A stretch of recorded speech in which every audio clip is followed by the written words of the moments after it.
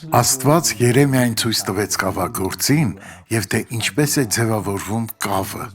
Հետո նրան ցույց տվեց, որ Հուդայի համար փրկություն չկա, քանի որ նա չի ցանկանում նորոգվել։ Երեմիա 18:8-ում այսպես է գրված. Եթե այն ազգը դարձ է գալիս իր չարությունից, որի մասին ես խոսել էի, այն ժամանակ ես էլ զղջում եմ այն չարիքի համար, որ խորհել էի նրան անելու համար։ Նույնն այսօր ձեզ է վերաբերվում։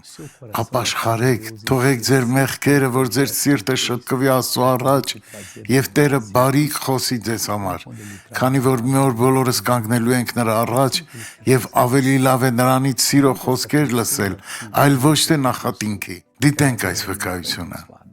Դոկտոր Սուարես, իմ կրունկներն այնպես էին ցավում, որ չէի կարողանում քայլել։ Քայլելիս ընկնում էի, տեսեք, այսպես։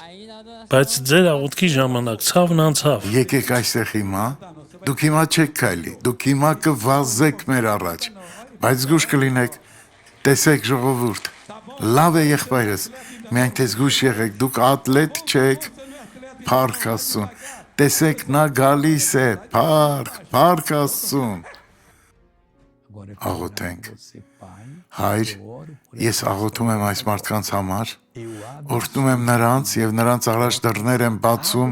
Հիսուսի անունով։ Ամեն։